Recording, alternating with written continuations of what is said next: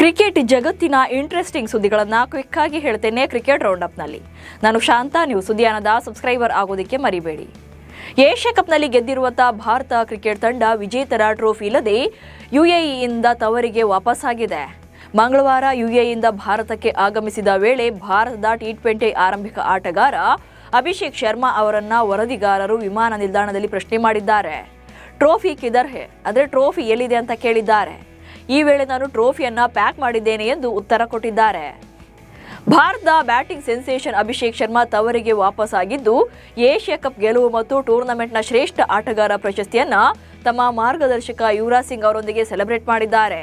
UV ಜೊತೆಗಿನ ಚಿತ್ರವನ್ನ ಇನ್ಸ್ಟಾಗ್ರಾಂನಲ್ಲಿ post ಮಾಡಿ ಯಾವುದೇ ಶೀರ್ಷಿಕೆ ಅಗತ್ಯವಿಲ್ಲ ಅಂತ ಕಮೆಂಟ್ ಮಾಡಿದ್ದಾರೆ.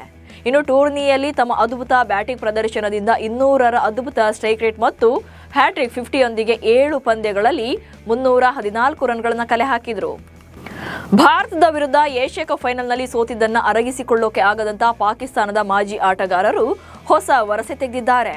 ಟೀಂ ಇಂಡಿಯಾ ಟಾಸ್ ಫಿಕ್ಸಿಂಗ್ ಮಾಡಿಕೊಂಡಿದೆ ಅಂತ ಪಾಕಿಸ್ತಾನದ ಮಾಜಿ ಕ್ರಿಕೆಟಿಗ ತನ್ವೀರ್ ಅಹ್ಮದ್ ಗಂಭೀರ ಆರೋಪ ಮಾಡಿದ್ದಾನೆ. ಸೂರ್ಯಕುಮಾರ್ ಯಾದವ್ ಕಾಯಿನ್ ಚಿಮ್ಮಿಸಿದ್ದು ಅದನ್ನ ನೋಡೋ ಮೊದಲೇ ಮ್ಯಾಚ್ ರೆಫರಿ ರಿಚಿ ರಿಚರ್ಡ್ಸನ್ ನಿಮ್ಮ ಆಯ್ಕೆ ಏನು ಅಂತ ಪ್ರಶ್ನೆ ಮಾಡಿದ್ದಾರೆ. ಅತ್ತ ಸೂರ್ಯಕುಮಾರ್ ಯಾದವ್ ಬೌಲಿಂಗ್ ಎಂದಿದ್ದಾರೆ. ಟಾಸ್ ಕಾಯಿನ್ ಹೆಡ್ ಆಗಿತ್ತಾ ಅಥವಾ ಟೇಲ್ ಆಗಿತ್ತಾ ಅನ್ನೋದನ್ನು ಕೂಡ ವಿಡಿಯೋದಲ್ಲಿ ತೋರಿಸಿಲ್ಲ. ಹೀಗಾಗಿ ಇದು ಪಕ್ಕಾ ಮ್ಯಾಚ್ ಫಿಕ್ಸಿಂಗ್ ಅಂತ ಆರೋಪ ಮಾಡಿದ್ದಾನೆ. ಏಷ್ಯಾ ಕಪ್ ಫೈನಲ್ ಪಂದ್ಯದಲ್ಲಿ ಭಾರತ ಏನಾದರೂ ಸೋತಿದ್ರೆ ಪಾಕಿಸ್ತಾನ ಸರ್ಕಾರ ಯಾವ ರೀತಿ ಸೆಲೆಬ್ರೇಷನ್ ಮಾಡೋಕೆ ಪ್ಲಾನ್ ಮಾಡಿತ್ತು ಅನ್ನೋದನ್ನ ಶಾಹಿದ್ ಆಫ್ರಿದಿ ಮತ್ತು ಮೊಹಮ್ಮದ್ ಯೂಸುಫ್ ರಿವೀಲ್ ಮಾಡಿದ್ದಾರೆ. ಪಾಕಿಸ್ತಾನ ಸರ್ಕಾರ ನಾವು ಭಾರತದ 6 ಫೈಟರ್ ಜೆಟ್ಗಳನ್ನ ಪತನ ಮಾಡಿದ್ದು ನಿಜ.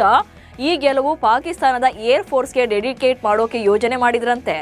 ಬ್ಯಾಡ್ ಲಕ್ ಏನಂದ್ರೆ ಅವರು ರಫೇಲ್ ಯುದ್ಧ ವಿಮಾನಗಳನ್ನ ಪತನನೂ ಕೂಡ ಮಾಡಿರಲಿಲ್ಲ. ಹೀಗಾಗಿ ಮ್ಯಾಚ್ನೂ ಕೂಡ ಗೆಲ್ಲಿಲ್ಲ.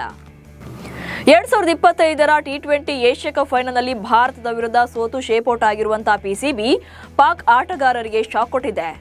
ಮುಂಬರುವ ತಿಂಗಳುಗಳಲ್ಲಿ ಪಾಕಿಸ್ತಾನದ ಹೊರಗಿನ ಟಿ20 ಲೀಗ್ಗಳಲ್ಲಿ ಆಡೋಕೆ ಸಜ್ಜಾಗಿರುವಂತಹ ಆಟಗಾರರಿಗೆ ನೀಡ್ತಾ ಇದ್ದಂತ ಎಲ್ಲಾ ನಿರಾಪೇಕ್ಷಣ ಪ್ರಮಾಣ ಪತ್ರಗಳನ್ನು ಅಂದರೆ ಎನ್ಒಸಿಗಳನ್ನು ಅಮಾನತುಗೊಳಿಸಿದೆ.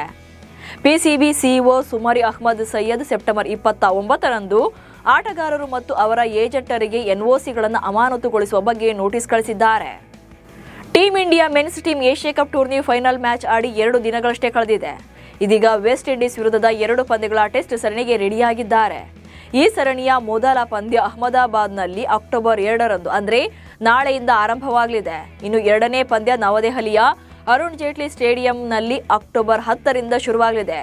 ಏಷ್ಯಾ ಕಪ್ ಟೂರ್ನಿ ಫೈನಲ್ ಪಂದ್ಯದಲ್ಲಿ ಆಡಿದಂತ ಶುಭ್ಮನ್ ಗಿಲ್, ಜಸ್ಪ್ರೀತ್ ಬುಮ್ರಾ, ಅಕ್ಷರ್ ಪಟೇಲ್ ಮತ್ತು ಕುಲ್ದೀಪ್ ಯಾದವ್ ಕೂಡ ಟೆಸ್ಟ್ ತಂಡದಲ್ಲಿದ್ದಾರೆ. ಟೀಂ ಇಂಡಿಯಾ ಹಾಗೆ ಆರ್ಸಿಬಿ ತಂಡದ ಮಾಜಿ ಆಟಗಾರ ದಿನೇಶ್ ಕಾರ್ತಿಕ್ ಹೊಸ ಇನ್ನಿಂಗ್ಸ್ಗೆ ರೆಡಿಯಾಗಿದ್ದಾರೆ. ಇಂಟರ್ನ್ಯಾಷನಲ್ ಲೀಗ್ ಟಿ20ಯಲ್ಲಿ ಆಡೋಕೆ ಶಾರ್ಜಾ ವಾರಿಯರ್ಸ್ ತಂಡ ಸೇರಿದ್ದಾರೆ. ಶ್ರೀಲಂಕಾದ ಬ್ಯಾಟರ್ ಕುಸಾಲ್ ಮೆಂಡಿಸ್ ಬದಲಿಗೆ ದಿನೇಶ್ ಕಾರ್ತಿಕ್ ಅವರನ್ನ ಸೇರಿಸಿಕೊಳ್ಳಲಾಗಿದೆ.